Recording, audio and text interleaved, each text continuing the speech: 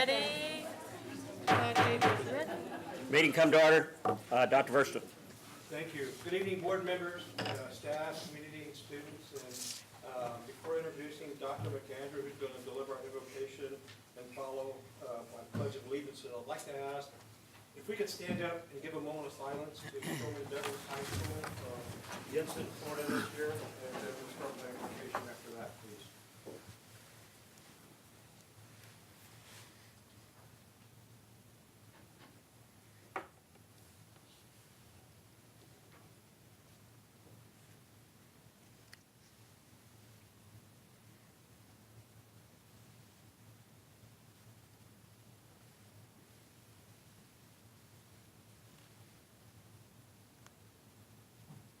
Thank you.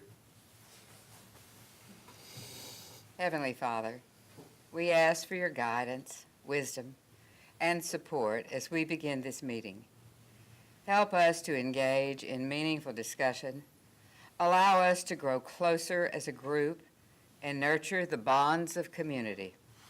Fill us with your grace as we make decisions that might affect the students, staff, faculty, alumni, and friends of Southwest ISD, and continue to remind us that all that we do here today, all that we accomplish, is for the pursuit of truth, for the greater glory of you, and for the service of humanity. We ask these things in your name. Amen. Amen. Please join me in the pledge. I pledge allegiance to the flag of the United States of America and to the republic for which it stands, one nation, under God, indivisible, with liberty and justice for all. Honor the Texas flag. I pledge allegiance to thee, Texas, one state, under God, one and indivisible. Thank you, ma'am.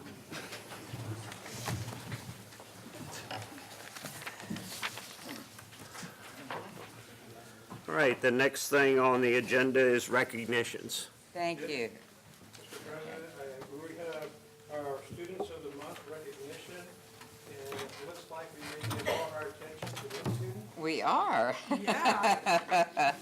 And he is a very deserving young man. If he'll go stand there with Dr. Versa.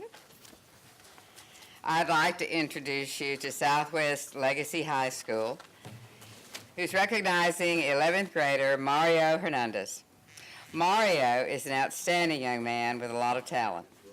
Mr. Jewell, theater teacher, states, Mario serves as the president of our Titan Theater and represents not only the theater students, but Southwest Legacy as well.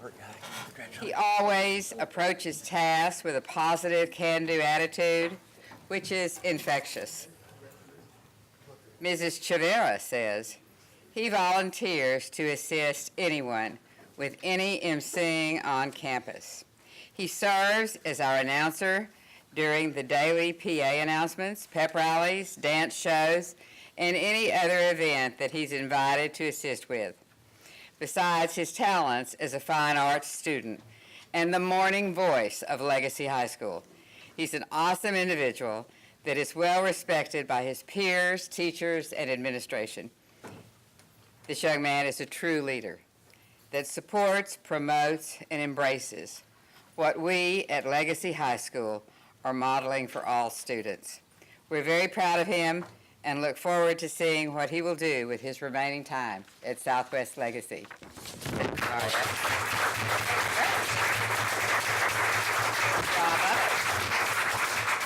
We have another young gentleman. If you would, Mr. Gutierrez, right? All right. McAuliffe Middle School is proud to recognize Isaac Gutierrez. Isaac has been a shining star since he first became a Rocket, bringing with him a long list of accomplishments from Hidden Cove Elementary. He maintained that desire to succeed as he made his way to McAuliffe. Isaac has taken several pre-AP and AP courses offered at McAuliffe, and he's thrived in all subject areas. In addition to exceptional academic performance, Isaac is also a Rocket athlete. He's participated in cross country and plans to join track this year. He is also an active member of the McAuliffe Student Council, holding office as president and currently serving as co-president, which makes him the only student to ever serve as president for 2 years. He is also in the TAME program, the League of Gentlemen Club, the Mayor's Fitness Council, and is an ambassador for the counseling office. Mr. Gutierrez is an all-around exceptional student and always tries his hardest to represent McAuliffe well. Isaac.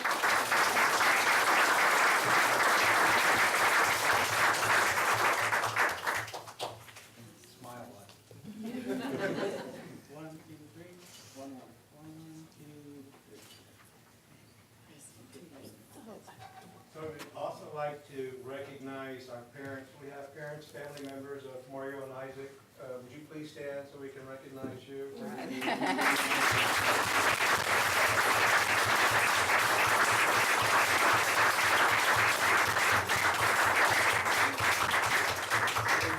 students up here also have 2 fine principals. Would our principals please stand? There's one taller.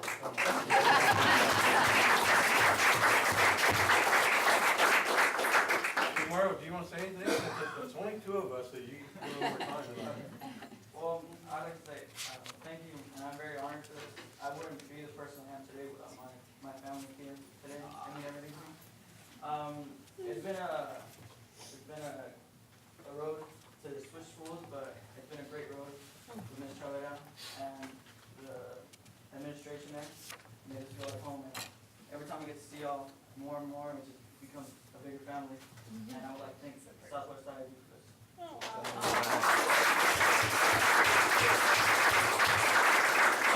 We're very proud of your leadership and everything you do, Mario. Isaac, would you like to say anything? Now, I'd like to thank my teachers, my administrators, Mr. Salcido, who's been there since 6th grade. He's helped me along all the way till 8th grade. My grandma and my dad are being on our side, helping me, taking me to after school, academics, anything I needed. For all of y'all, all the things y'all do for our district, and our new principal, Mr. Giddy. Congratulations.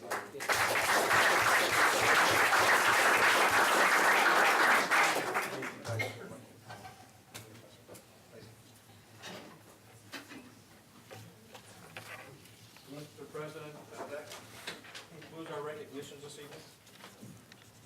All right, board members, if you'd look on consent agenda over at item G, we need to take that off. We need to do a little more study on that before we come before the board. Does anybody else have any questions on consent agenda? No, sir. I need a motion. I move that we approve the consent agenda.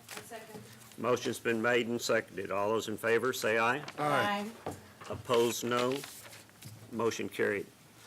Mr. Rodriguez, anybody wants to speak to the board tonight? Yes, sir, we have Jessica Aragon, and they're going to have the topic is Read Across America. Okay, great. Hello. Good evening, Mr. President, board members, Dr. Verstuff, senior staff. I'm Jessica Aragon with Southwest TSTA, and I'm here along with our board members. Next to me, Selena Beveridge. Beverly Body will be coming out shortly. And of course, we have our TSTA staff, Susan Salinas, who we love. But I wanted to thank you for all you do to help our children at Southwest. We ask much of ourselves and of you, and we know that there are times when we wish we could do more. Tonight, I'd like each of you to do something personal, and I'd like you to do it with me. I would like for you to commit to take some time with us on February 28th, March 1st, and March 2nd to read with a child. March 2nd is the anniversary of the birthday of Theodore Giselle. He's better known to most of us as Dr. Seuss, the author of Cat in the Hat and many, many more wonderful children's stories. His books have led generations of children to discover the joy of reading. On these days, to honor Dr. Seuss, Southwest TSTA is sponsoring a celebration of reading we call Read Across America. Our goal is to have every child in every elementary school reading with a caring adult for at least 30 minutes on these days. We are proud to say that you have been endorsing this program for us for 8 years, and we thank you for all of your support. Motivating children to read is an important factor in student achievement and creating lifelong successful readers. Research has shown that children who are motivated and spend more time reading do better in school. With this, we would like you all personally to commit to reading on 1, 2, or 3 of these days at our 11 elementary schools. Please accept these tokens of our appreciation from us, given to you by Susan Salinas and Selena Beveridge, and also who our other special guests, the Cat in the Hat and Sam I Am, who we graciously found at Hidden Cove Elementary. Hey. Thank you, Ms. Freeman.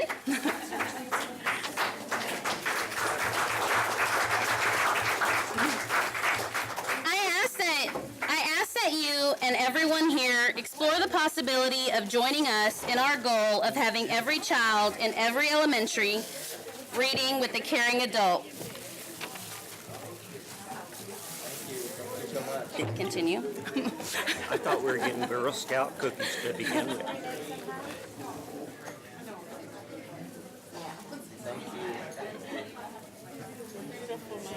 I love Cat in the Hat. Thank you very much.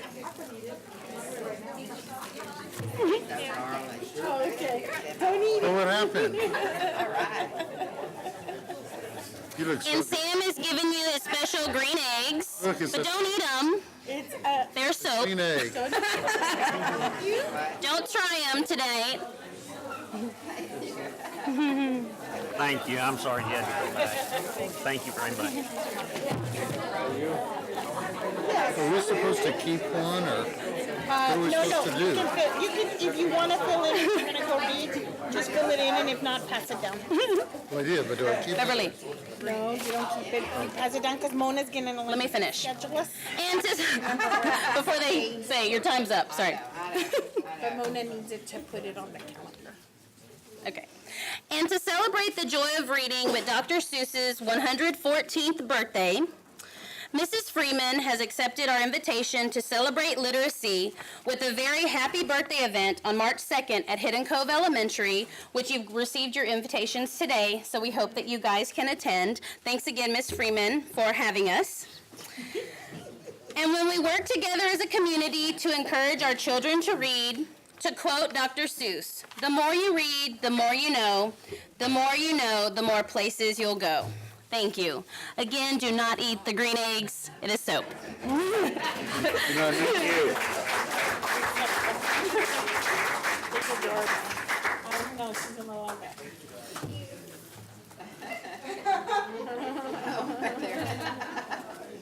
it. Normally at this time, I say the good part or the most exciting part is over. Well, it really is today. We have one more person to speak. Okay, just a second. Right after we give this next presentation out, you'll be welcome to go ahead, and if you would like to leave, we'll let you leave. Our next speaker is Teresa and Lucia Diaz, and they're here to speak on the students ambassadors for the San Antonio Mayor's Council, Business Council. All right, I apologize for not asking Mr. Rodriguez if there was a second person.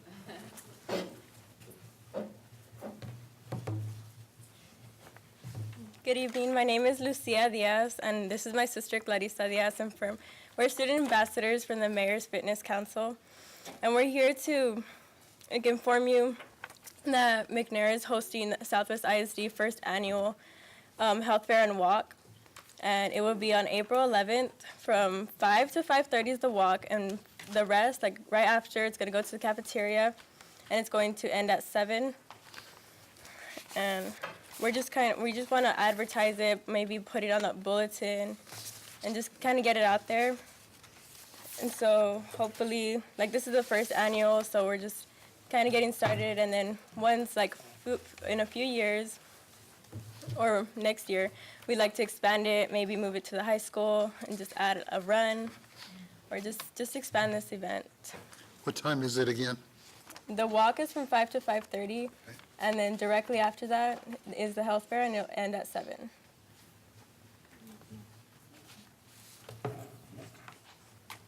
And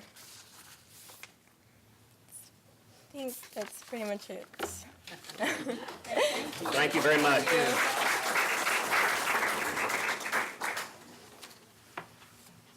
I think you're gonna receive an invitation right now. Sure. Saying, do we have to walk or what? Participate, yeah. Bring a motorcycle for James. We have to have a golf cart. How long have you been an ambassador?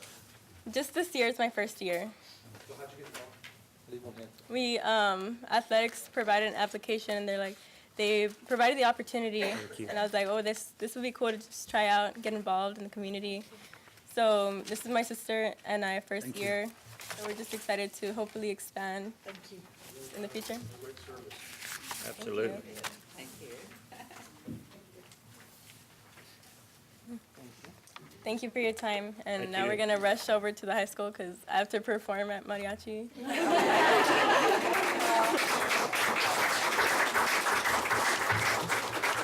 All right, Mr. Rodriguez. All right, thank you. Okay, anybody that would like to leave, we'd be glad for you to stay, but the exciting part is completely over. It gets boring now. So I'll give you a few minutes to go ahead and leave if you'd like, and then we're going to go ahead and start the meeting.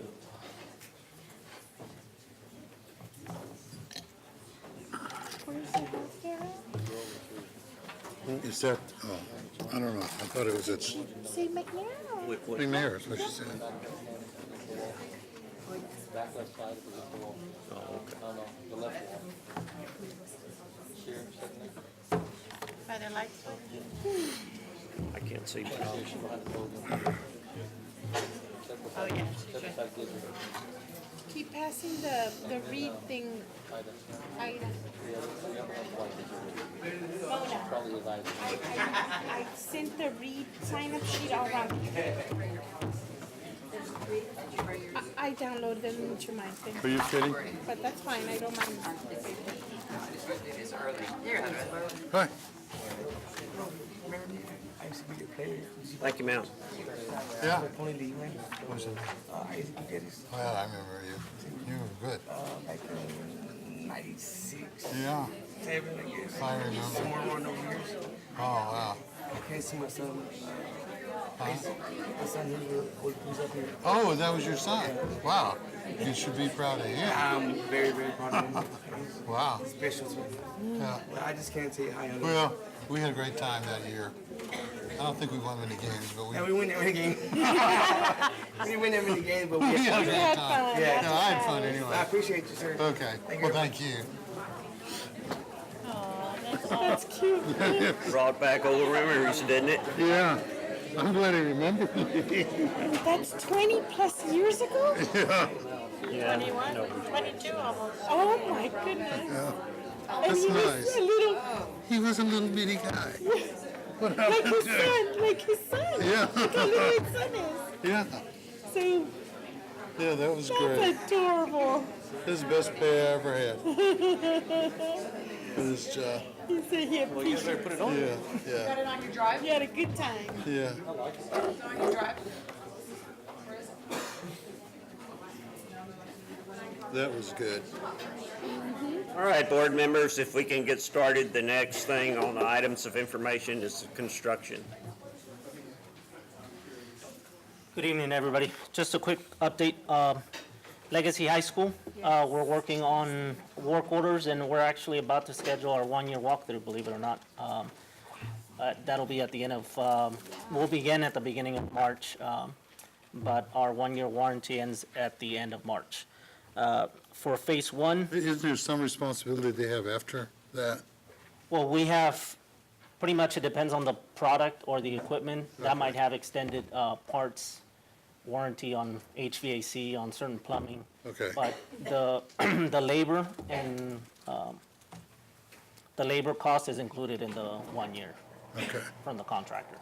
So, for phase one, we're about 50% complete on all the ADA hardware changes, and that's scheduled to be finalized by the end of spring break.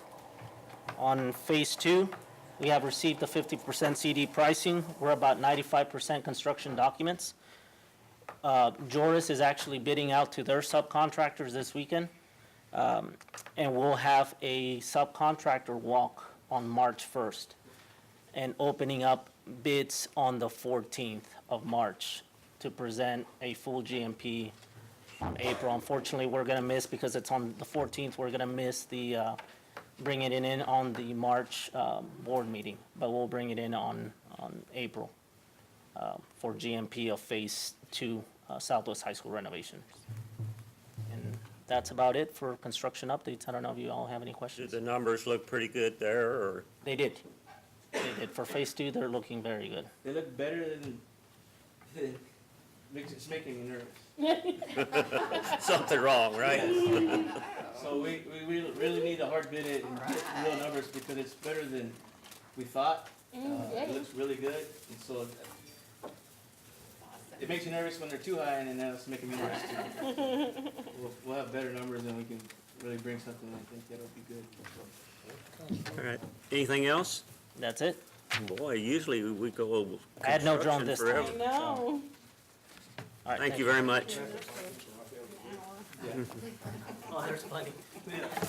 All right, the tax report. Yes, sir. We're right on where we were last year, right at about 74% collection. So it's a percentage down, but we're doing really well. All right, thank you. All right, the financial report, investment report, James's gifts, enrollment report. Any questions on any of those? Get with Brandon, and he'll go over that with you, board members. Yep. Purchases over 50,000, had none. All right, the calendar of events, any questions there? Just make copies. Well, there was a question about that award from HEB last week. Do we Is have that to something- declare that? What's that? We didn't get it. We didn't get it. $5,000 from HEB comes. I don't know on that. What? Say Do we have to say anything about the HEB award, the $5,000? It didn't go to us. It went to the school district. so we Correct. don't have to- It'll be on our gift. Once we get the funds, it'll go in the gifts to be questioned. Right. Yeah, so no. Correct. Mr. Garcia does have that, and he's going to put it through the system. Okay. You'll see it in March or April. Okay. Correct. All right, thanks. All right, update on the high school schedule. So we have actually a handout that's coming to you guys, but we have a presentation. Can you help me? Oh, yes. Can you have somebody help me? So, So this is a continuation of previous conversations that we've had with our trustees, and we've gone back to different circles and audiences and with our campus principals and other folks to get input, feedback. And so Dr. Fay is going to go through a process of what we're looking at for next year. It's a more of an administrative, doesn't require a board action. We definitely want to make sure that we hear your direction and that we are working collaboratively together to make sure we do what's best for all of our students and for their education for the future. Okay, there's one. here we go.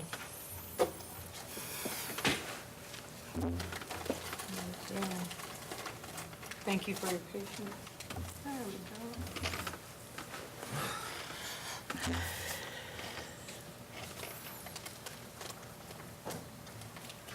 So as is, Jennifer, you can come on up.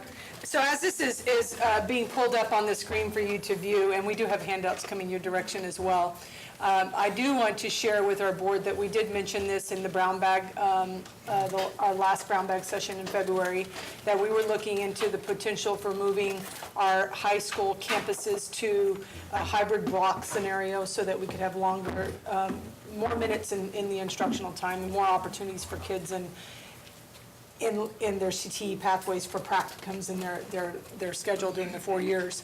And so I applaud the movement because this is not something that curriculum and instruction dreamed of or central office dreamed of. This was actually a movement that happened from the campus level. And so Anita, I want to applaud Anita and her team and Bunsen and her team, specifically Amanda Wagner. I don't know if she's here, but Amanda Wagner spent many hours at night crunching numbers with Jennifer Ellison so that we could ensure that if we moved to a block schedule, that the district would not incur any more costs than what we already had on the table. That was very important. And so I want Jennifer, who kind of led that charge with the group of people, to kind of take you through the process, because we have determined that we are going to move forward with that. We do have the capacity to support it, but I didn't want to do that without y'all knowing that we vetted through a process. It wasn't that we just got behind closed doors and said, yeah, we can make it work. And so the full intent is to be very transparent with our board so that y'all know exactly what we were considering in making that decision and move forward. So I'm going to go ahead and turn it over. Okay. Very easy. The first couple of items on there are the historical behind the identification of the issue. How did this even come up, right? And so through different campus walks, all in the fall, various items, time on content, support services, being able to, what about blended learning, teacher capacity. Through that, there became kind of an elephant in the room, if you will. And so the principals kind of took it on themselves, which, again, kudos to them, taking that initiative and saying, there's got to be a better way, or a better way for us. You know, there's not one size fits all to anything. And so through that and understanding the problem, they took a two-pronged approach. One was research. They did a side-by-side. Legacy drove the charge on that of the comparison of a traditional with a block, and we shared that the last time we were in Brown Bag. And they collaboratively, between the two high schools and various departments at the central office level in different divisions, went to Eagle Pass to study their model. And then honestly brought it back and said, okay, that's a great model for them. What are the pieces that we love, and what are we going to keep, and what are some other items we need to consider? And so in order to even get to that stage, we created a round one mock schedule, and that's the one we presented to you on, I believe it was February the 6th. And it was only a couple of sections. It was English and it was social studies, just to kind of get a consensus of, hey, this is what we're thinking about doing. Yay, great, no. Other principals have weighed in since that point in time. And again, kudos to Amanda Wagner, because not only then it became a, can we do it with every part of the master schedule? And so a couple of long nights taking the current numbers at Southwest High School, along with all the current courses being offered, as well as projected teacher movements from Mr. Magura and budget concerns from Mr. Crisp, and made it work, okay, the whole way through. That's CTE, band, choir, fine arts, athletics, all of it, every course. Am I going to tell you it's perfect right now? Absolutely not. So where we're at this point, kind of two different stages. Really going through the nuances of what Eagle Pass has and making some final decisions in terms of what we mimic and what we don't. And on the backside, those of you that have ever been on a campus know that when you do course requests, it's this major undertaking and beast. And so on the logistical side, Mr. Gonzalez Luis, as well as Adela, are working with Region 20 to make sure that the programming software that we use are ready to go when it's time. They're also cleaning up scheduling cards for not just the high schools, but the 8th graders going into those high schools as well, so that they're completely accurate. And there's a level of training that's coming after this, because it's wonderful that Ms. Wagner and I were able to do this. Ms. Vandercook was instrumental in that piece too, because there's so much going on with math. But now it's time for Ms. Garcia over at Legacy will be joining our team. So both deans from both high schools and all of the counselors are the next step in terms of training and understanding, so that when they articulate to students, that it's clear. And then Luis has already submitted a sample of a course request card. First round got pushed back, go try it again just a little bit, in terms of we want to tackle two things with this course registration card. One, the same old of what would you like to take, but the second is in a visual, can I help you, the student, understand more clearly what's going to happen? And by that, the student and the parent, because they go home. And a lot of times, once you get there, lost in translation happens. I don't know if that's ever happened with your children. Mine are wonderful at it, so if you need that to happen. So after we created the two, that's where we're at right now, is the logistical, the last steps. And full transparency, middle schools are right behind them. Like, this is exciting, what can we do? And that's not being driven by us also. In fact, 3 of the 4 met today. Like, what are our options? What can I do? How can I make this look? What if I needed time in this? And so, for me personally, that's probably the most exciting piece of all of this.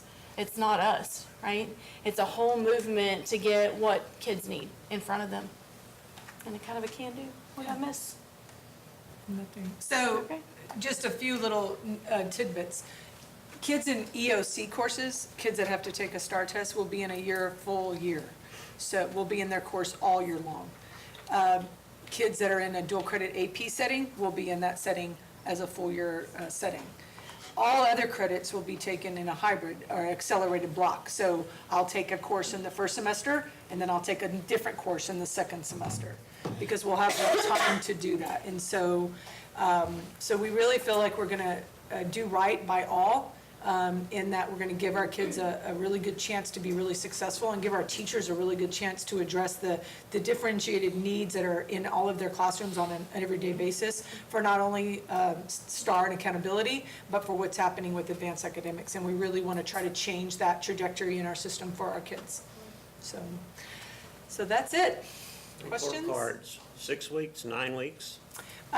Currently, we're in 6-week grading periods. We can keep that. We can move to a 9-week if we want. We haven't really talked about that yet.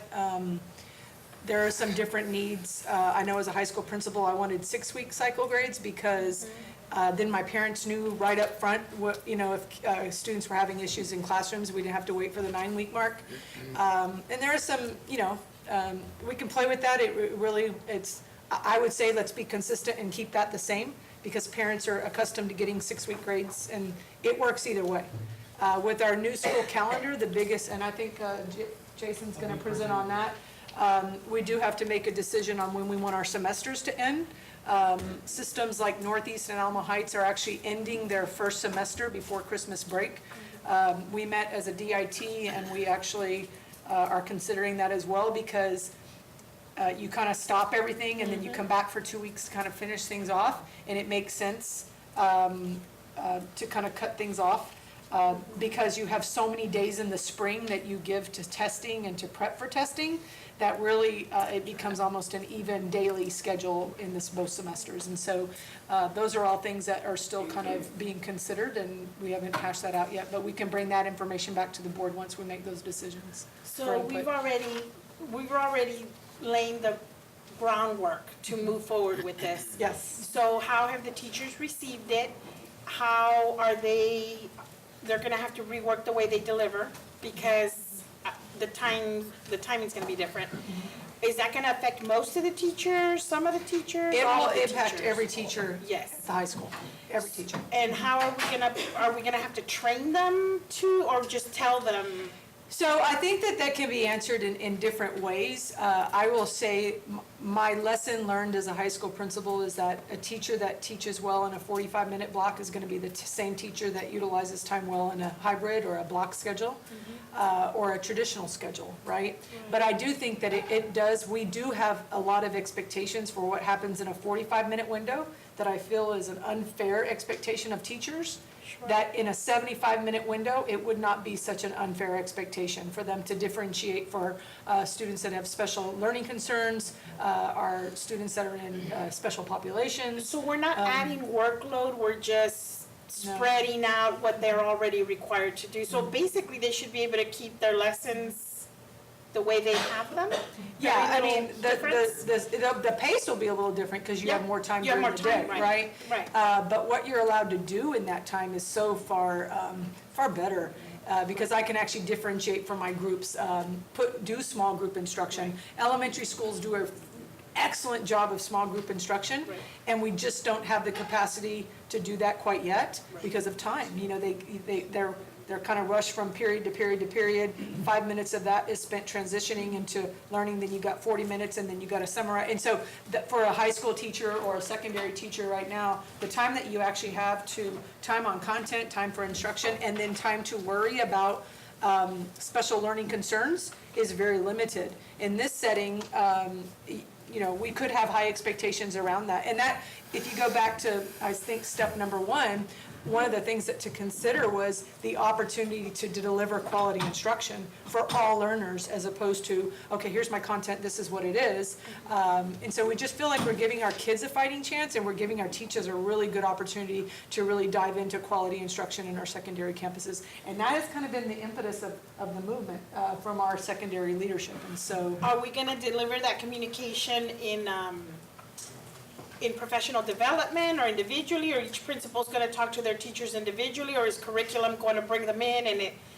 so set we the have this expectation? morning, actually, thanks to business and finance and admin and HR, we met this morning at 7:30 about having teams of people that lead professional development as opposed to just teachers.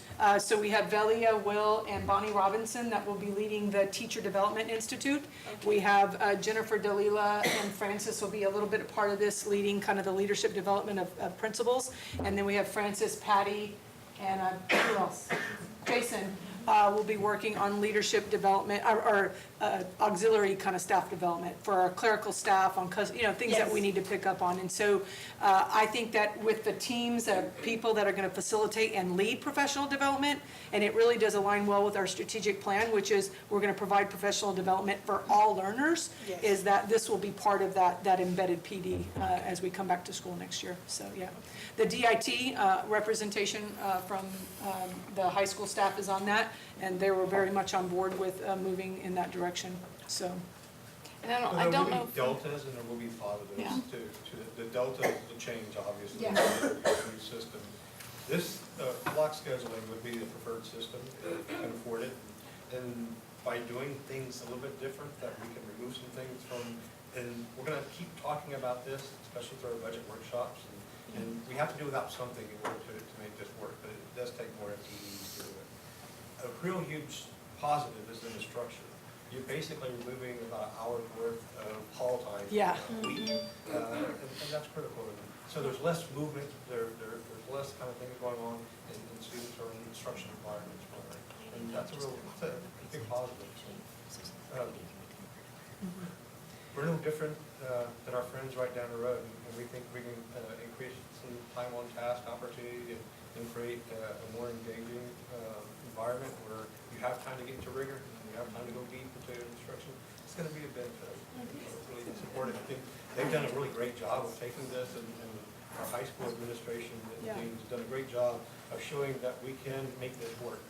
And we don't have all the answers, I agree with that, but we're gonna have to figure some things out, but we can't wait until we have all the answers. Kids have to make their choices, and fill that out, and so we have to kind of build this thing and fly it for a little while. And to add to that, and Jennifer just brought this up, is that with a longer, you know, teachers obviously have a longer planning period, right? And so you can certainly really engage in professional learning in that, so some of the PD could actually be delivered through that environment, so that they're not having to come on Saturdays and after school and things like that. And so, yeah, it all the way around, it's a win-win-win-win-win.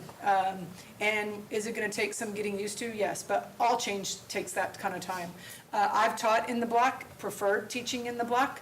Loved it that I was gonna get an opportunity with a new group of kids in the spring, and so I think it's, for high school staff anyway, it's a preferred delivery. And when we looked at kind of the staffing on it, we really don't believe that we would really have to cut much. We would have to clean up a lot of waste.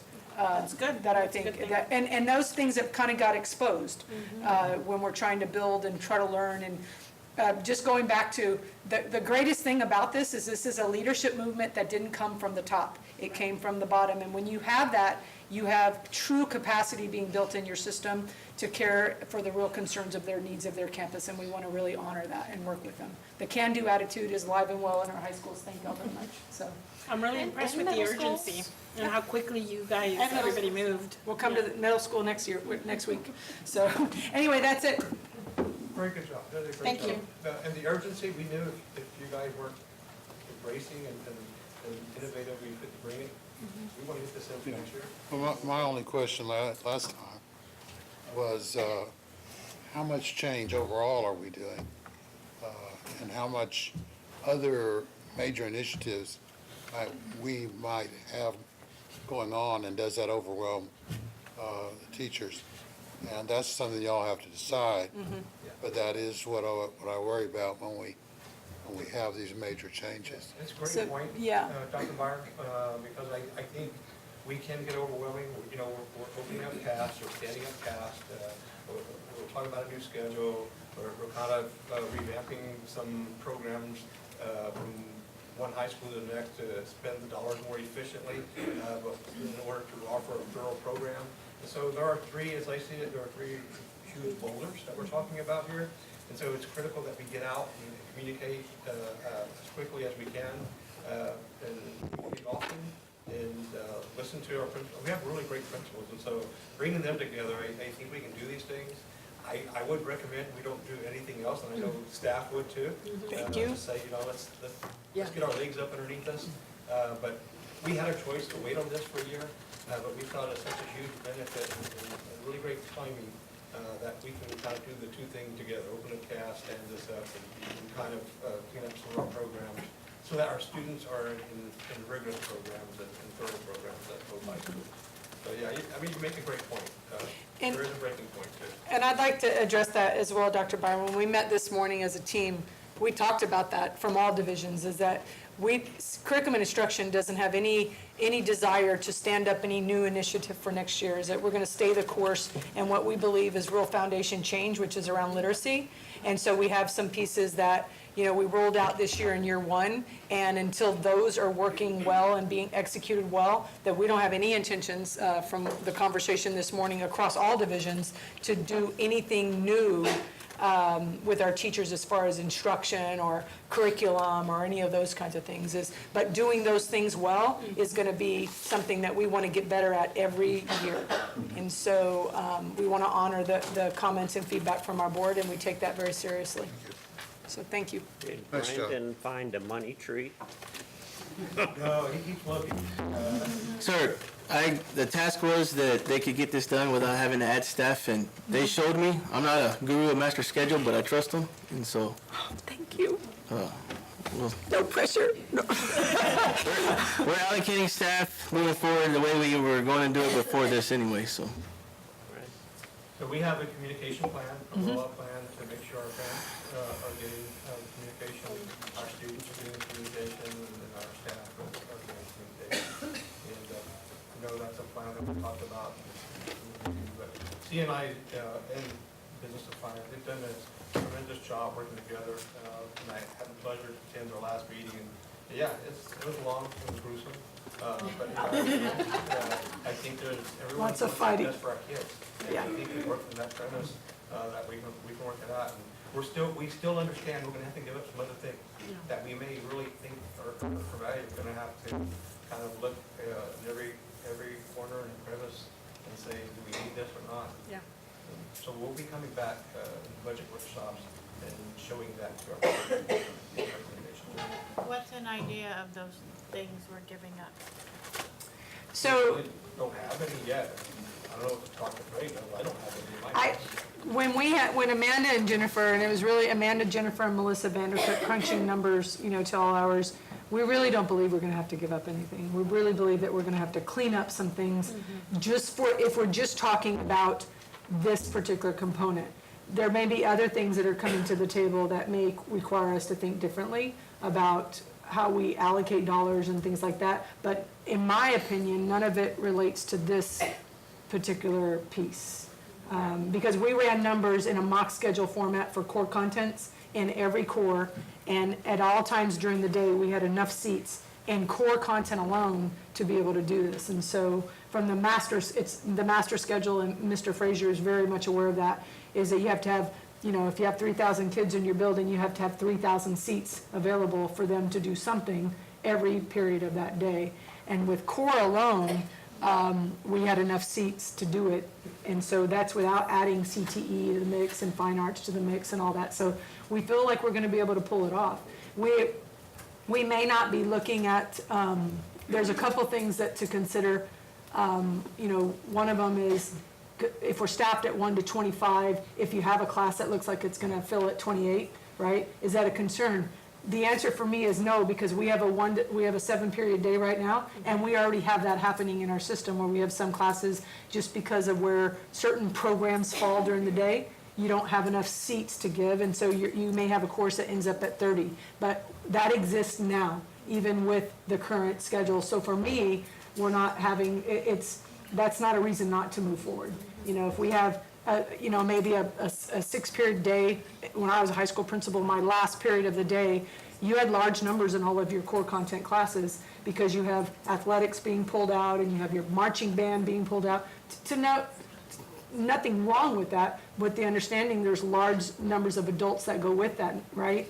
And so you're pulling your people to provide instructional time during that time. So it's the master schedule is the most beautiful piece of work you can ever work on, but we have the right people at the right time, at the right place, willing to move in this direction, and it's a good call to action, so. Joanne, how does the planning and conference time fit into this plan? So teachers will have one conference a day. It'll be 75 minutes long. So that means that they're, you know, by law, of course, you have the 400 minutes, right, for every 2 weeks that they're required to have that's uninterrupted. And so in 1 week alone, they have 300, what is the minutes? 370 per the week. Yeah. And then, the last time it was kind of put in there too, Eagle Pass, they meet as a PLC, so not only did we see if they could have that much time in that one, but align them so they can be PLCs. So right now, we're looking at no less minimum requirements of when they are doing either staff development or that pop-in, let's look at our lesson design and delivery, where right now, there are pockets that don't have any of that planning time. So I know that it's not gonna affect, like add more money to the budget for that. But my question is, since we're doing that, are we gonna be looking at other areas that we're gonna be cutting the budget for on things that are working, like academic coaches, things like that? Like if we're going, it's not gonna affect anything that's working. All we can do is Like not at the high school per se, but other programs that No.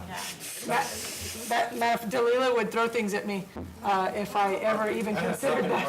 Okay, I'm No. just, you know, I just don't wanna go 3 months down the line and say, okay, we're gonna have to cut the budget on these things, and this be one of the causes of it, without knowing upfront. So let me tell you one thing I'm thinking of. So we have this kind of office, and I don't want to get into it until we have time to, but within the workshop we're going to. So it's about decentralizing what we do here at central office to put on the campuses, and you'll get a better delivery because you have a better partnership with the campus. So by doing that, you may not need all the FTEs that are in that department here.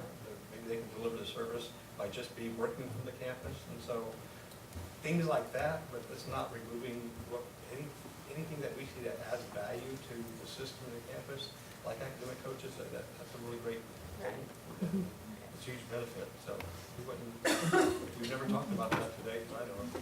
No. This may be early, but at the high school, we didn't even touch any of the admin or support services. We were just seeing if the base numbers ran the way they are. At the middle school, we're looking at other options to actually get more of what you're talking about. Because those academic coaches were cut prior to. So if we alter their schedule, is there potential to build capacity at a position of responsibility to where you take almost a CNI-like expert and create those on the campus in every core content? So you wouldn't just be, hey, I'm gonna pop in whenever I can get to you because I have 20 campuses. You would take the money allocation that's there and just kind of shift it over to building the capacity that's already on campuses. So if you can call it whatever, position of responsibility, department head, master teacher, there's a million of them. But if I have that capacity, she no longer has to wait on somebody else, and it's right there. And so we're already looking at a potential distributive leadership model that we can do that. And I think last time we might have touched a little bit on that Denver Public Schools and kind of how they view that position. So we could end up with more.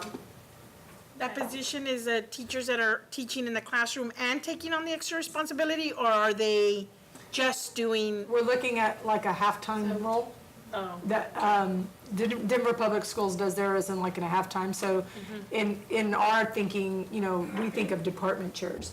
The department chairs in our secondary campuses have a full teaching load, and everything they do for their department is after. And so it's really not designed to function and create lots of momentum. And so that is actually what our secondary and middle school principals today were working on, is looking at their current allocation and can you actually redesign and rethink some of the delivery. And now's the time, because we have there's some really great minds sitting in those chairs. And a huge credit to the principals is that this is not something that, I think that there's been some secondary people who have that mind. If we can create it within our budget, then we need to honor that commitment to leadership and help them create those things without impacting your teachers, right? Which is, you don't want to put 35 kids in every class. But if you had to have 26 in every class, is that such a big deal for what you're going to gain out of it?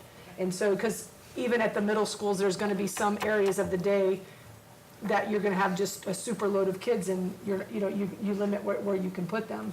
And so I really think that we're on definitely moving the needle on leadership capacity, which is a really great thing, because we're not having to do all the thinking and teaching, because they're actually teaching us some things. And so that's a really good place to be. And so we won't do anything without bringing it to our board, just for review and input, because we value that. And we know that most of our teachers really want a lot of change with the structure, right? Because they're, kids in, kids out all day long. And specifically at the research points, when you're looking at transition periods, that's where you have a lot of volatility. Your disagreements between kids, they don't get along, they're, whatever. I remember on testing day at the high school, for me, it was like the best day ever, because they weren't moving around. And so, huge credit to Jennifer and her team, because the secondary principals are really, really thinking like leaders think, and that's a great place to be for the district. Thank All you, right. Joanne. Thanks. Moving right along, the next thing on the agenda is the superintendent's area, and we'll postpone that to after executive session and go down to human resources on the school calendar. Good evening, everyone. First off, I want to thank you for adopting last year's They calendar. finally let you talk. We received the most compliments coming back from Christmas break because of the way the calendar was, and everyone had that extended days after New Year's. So what we did was we gave teachers, all employees, 3 options. Option 1 was mirror image of what I'm bringing to you, which is option 2, with just the extra professional development day after January. And then option 3 was, we always get some pushback on the flex day requirements. So option 3 had the flex days removed, and that one received 1% of the votes, which no one liked that option. So with this, we had 750 people respond back, and 80% of those responded with voting for option 2, which is the traditional start date of the 4th Monday in August, with 2 work days for the teachers. The only difference between this year's calendar and what we're proposing this year is we moved the start of teachers coming back 1 day and extended it 1 day on the backside, which would be the students getting out on a Wednesday and teachers getting out on a Thursday at the end of the year. The calendar that you have in the board packet on page 56, the only thing that is missing is the grading periods, which, as we spoke before, we'll bring back to you what those grading periods are. We'll bring that back to the board. So what we're asking is the board to approve what DIT and the majority of 80% of our faculty has voted on, which is option 2, which is the start date for students August 27th and the end date of June 5th. So if you have any questions, I'll be glad to answer any of them that you have on this option. Not need a motion. I move. Motion's been made and seconded to approve calendar 2. All those in favor say aye. Aye. Opposed, no. Motion carried. Item B on Human Resources, District Innovation. All right. Excuse me. I'm sorry, Yes, sir, get this out has of your been way. a journey, getting to the policy. I know Susan's still here. Really appreciate Susan, has worked, with us, and Dr. McAndrew and myself. When, we got approval for the District of Innovation, it really impacted some of our policies, and so we need to make sure that our policies would match what our practice is gonna be and vice versa. And so Dr. McAndrew has been on this journey, and, she's going to present today, which we hope we can get approved. These are the policies, local policy changes, that would align with our District of Innovation plan here in Southwest ISD. Thank you. If you'll open your policy notebook, I'm like Dr. Versteff. I just don't have enough good things to say about the folks who've been working with us, and that certainly TASB and the legal forces of TASB, but also Susan Salinas and the TSTA. We are very, very grateful for that. So I'm not going to go over every single one of them. There were some that you saw the last time we came here that were rather, I don't know, awkwardly worded. And some other things that left a few questions. But on, if you go to the second page of the policies, DBA local, that has to do with the teachers who at the high schools teach the CTE and the dual credit. And for those teachers that do not have the certificate from the state, they will be able to teach now based on experience and based on what professional development in the years that they have. And so there are people like, well, for example, I mean, I told you this before, you know, there are people where if my doctorate was just in English, okay, I could teach at the college level, but I could not teach in the Texas public schools. And so it's not just because of that state certification. And so this gives opportunities for the students to take the dual credit in a whole variety of areas, as well as CTE, which is another, I have to brag on CNI, which is another area that they're also trying to look at dual credit. And then there's a little bit at the end that you know, this is part of the regular law right now that you notify the parents. On the next page, the probationary contract for teachers who have been employed with us for 5 of 8 years can be given 1 additional year to be on probation. This was very important in our DOI committee, and that they wanted these teachers to be given another year to just get better before they were made permanent. Then in DK local, that's just the policy that gives the superintendent permission to make those changes. EB local is the one that talks about the start date. And then at the very end, we added the language that we took actually from legal in our own policies. It says no teacher shall be required to work in excess of 10 months or 187 days, in parentheses, and we took that verbatim. On EEB was the one that we felt like the language was particularly problematic. And so as you look through that, the district's staffing guidelines shall allocate teaching staff to maintain the smallest class size possible at all grade levels, which is certainly something that Southwest has been committed to. No more than 2 classes per grade level should be permitted to exceed the 22-to-1 ratio and must not exceed 23-to-1. So that was about as tight as I think it can be in a kindergarten through grade 4 class. The next paragraph, where the principal and the teachers of the grade level impacted shall work together. This was something that a lot of people wanted to add with the collaborative piece, to determine when enrollment necessitates a K-4 class to exceed that 22-to-1, and a recommendation would be made to the campus leadership team for approval and the board will be notified at that point. And then, of course, if that happens, there's written notification too. On FEC, that is that's the policy that allows students in the upper grades, I'm saying the upper grades, I guess it could be lower, but that want to move into different instructional settings.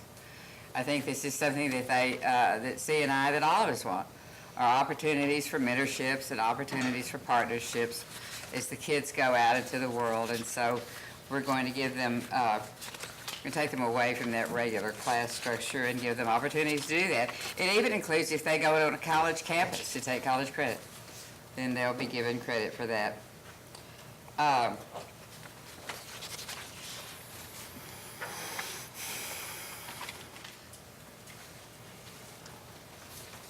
The last one was the one that was particularly important, I think, to campus leadership, and that was at FO Local. And that is where we can now, instead of just naming the one campus behavior coordinator, which is how the law reads it, we've expanded that role to include teams. That's very important, I think, to our administrators who want to work with students with teams, with restorative practice and some of the other things. So, or do you have any questions or anything? I need a motion. I move that we approve the board DOI policies as presented. Second. Motion's been made and seconded. All those in favor say aye. Aye. Aye. Thank you. Motion carried. Anybody opposed? Pardon me, I'm trying to read. No. You're Right, going on to business and financing, this is one we want to hear. Taxable property value, sir. Yes, sir. To best explain it, we get our appraised values in July, and we adopt those as a district, and the state comptroller gets those appraised values. But from then on, after that July date, people protest their values. And so that goes on and on and on, all the way into the December months. But what the state comptroller goes off as far as state aid is that initial appraised value. So we're working with Dr. Kavusi, who's worked for the district for many years. Back in 2014, when we got our appraised values, you could see that it was at $1.9 million or $991 million. Going through those protests throughout the rest of that year through December, our property values dropped by $50 million. And so what the state had as far as our aid was showing that we were still at that high end, $50 million higher. So working with Dr. Kavusi, I had him audit it and protest it for us. And through his work, he was able to get our values to the level that we actually ended up with and what we got paid in taxes. And so that generated us an additional state aid that the state owed us of $1.1 million that we received in October. And so that was funds that should have been given to us at that time. So every year he's been doing that. He also did our 2015 values, and he was able to get us an additional $400,000 as well. So there's been some good gains by doing that. I have him also looking in last year's values just to make sure, because that's something we want to do from now on. And he's done that in the past, but these are some of as our property values have grown over the last couple of years, we're seeing these big changes that need to happen, and so we need to take advantage of that state aid. And so the recommendation from me tonight is that the board approve the payment because he works off a percentage to Dr. Kavusi and his associates for the 2014 taxable property value audit and findings, and his payment is around $88,000. But what we've gained, I think, is... We'll swap off that anytime. Yes, sir. So, very quickly, people come and protest, the evaluation goes down. Correct. He comes back in and looks at the whole thing. And then he You goes... see sometimes that they didn't count this property. Correct. They did count this property, or there was adjustment here, and that's what I'm worried about. You caught me. So that's what's happening. You're not lowering No, the value. the values are getting lowered by what's happening through the, I guess, the appraisal district and people protesting their values. But the state comptroller, when the foundation school programs sends us our money, they're going off that, what we have approved at that appraisal value. And then you have to go back and audit it and do that extra step, or they won't pay you what you actually, yeah. Okay, good. Yeah. Any other questions? Very good. I move. I second. Motion's been made and seconded. All those in favor say aye. Aye. Opposed, no. Motion carried. E-rate 21. Yes, sir. Actually, I think it's coming up. Good evening, everybody. One thing we've been moving to over the last several years is we're really becoming more internet-oriented. A lot of the programs that our students use are out on the internet now. Our text has moved out there, our email has moved out there, we're using Google Drive. And so we're just doing our best to try to stay a little bit ahead of what our needs are. So our network firewall is what we're trying to upgrade. It's basically our gate to the internet. It keeps bad guys out and helps protect our students as they go out to get from getting inappropriate material.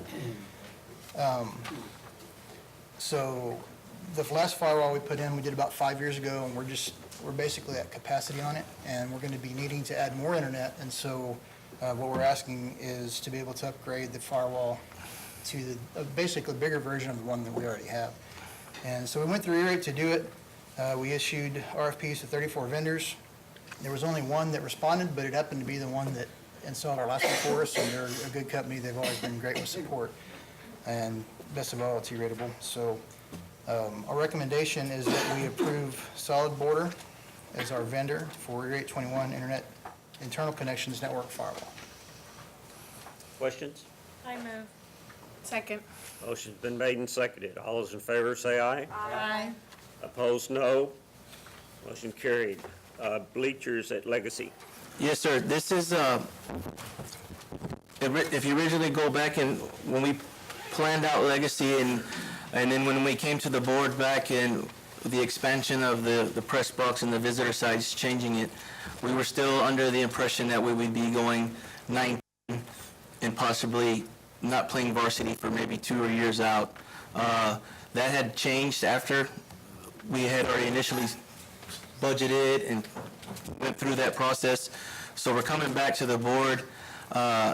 We would like to expand the visitor side capacity due to the fact that next year we'll be starting a varsity schedule and bringing in 5A teams and bringing in Southwest High School to play at Legacy. And so that we could just expand our capacity. So that would take us from 4,000 seats, would add an additional 600 seats. So that'll put us close to around 4,600.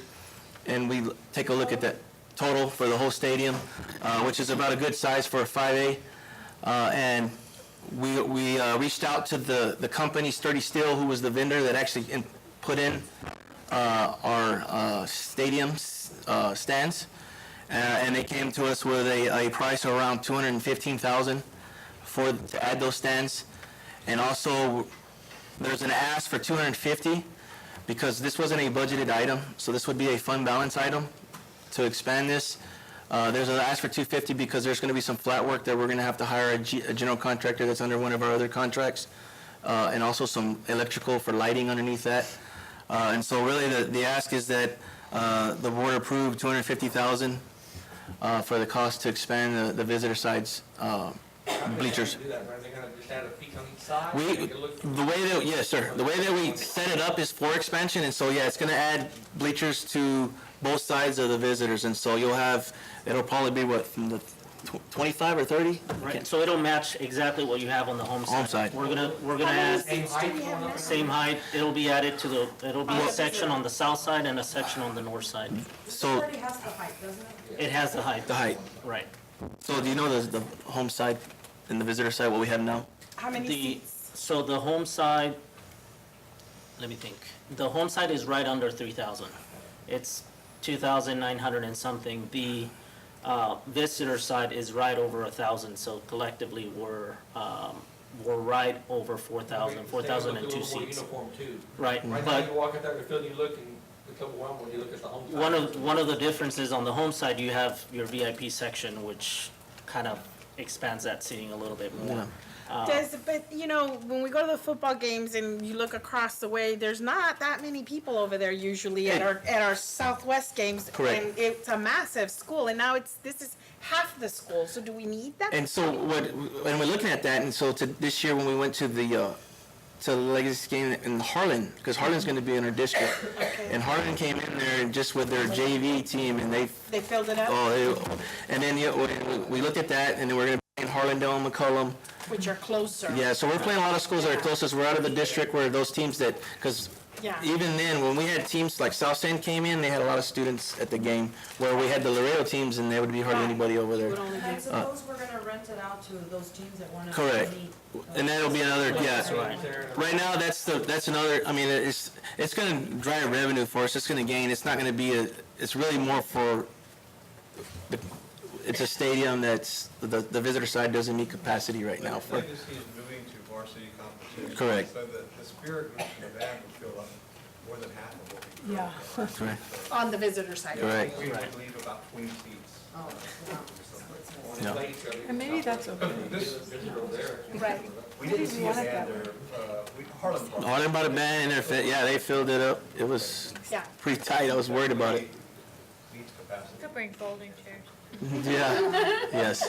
That's true, there's usually no one because they're usually out of town. but Yeah, they're I local didn't, I clubs. failed to consider that. Yeah. Okay, we Correct. need a motion. I move. Second. Motion's been made and seconded. Thanks, sir. All those in favor say aye. Aye. Opposed, no. Motion carried. Project Lead the Way. So Dr. Gardner was going to be here to present on this because this is a grant that is going to be part of CAST. She had a family emergency, and so Miss Eliza Battles will be presenting from the CTE department. Good evening. Okay, CAST-STEM applied for a grant with Project Lead the Way in November, and they have been awarded $35,000 that will come in over the course of 4 years. This will be going towards the engineering pathway that starts next year with 9th grade. In your board packet, I believe you received the breakdown of exactly how much money will be coming every year. So we're just requesting that the board approve the Project Lead the Way engineering grant contract between Southwest and Project Lead the Way. Questions? I move. Second. Motion's been made and seconded. All those in favor say aye. Aye. Opposed, no. Motion carried. Thank you. We move along to Dr. Verstuff's two more things. One more thing, just to notice, for the Holdworth team will be at Holdworth, starting tomorrow night through Saturday. I'll be at a How can you track be meet so Thursday, lucky? sorry. Where are you gonna be? Actually, we're in San Antonio, but here at Los Angeles side of San Antonio. Oh, it's in San Antonio? I'll be here at track meet Thursday, sorry. Sorry. Also, if we can mark your calendars for February 26th, we have 5 candidates that be on the ballot for Southwest ISD Board of Trustees. February 26th at 6 p.m. is when we would draw for places on the ballot. And so I know that'll be Mr. Sullivan, Mr. Now, Byram. We have Ms. Rankin here. So we'll notify also Ms. Rankin and Ms. Brunel and inform them, if they haven't already been informed of that meeting. So you can be here at 6 o'clock. It lasts about 10, 15 minutes. We'll get you out of here. That way we can do it. What's your next thing? MASBA is this Thursday through Sunday, and I know our students are involved in that, in a number of different events. We're doing transportation, we're hosting a special luncheon, thank you, Mr. Jamera, at Southwest Legacy High School, and so I know that a few of you will be there, and so we wish you a really good convention. We'll be convening, and we'll catch up to you at a later date, but that's all we have, sir. You're slowing down in your old age. Anybody else have anything? All right, under Texas Government Code 551.146.551074, we go into executive session.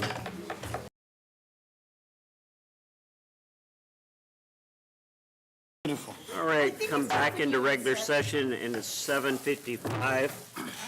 And after further discussion, we go to the superintendent's recommendation on personnel. I move we approve the superintendent's recommendation on personnel. I second. Motion's been made and seconded. Everybody in favor, say aye. Aye.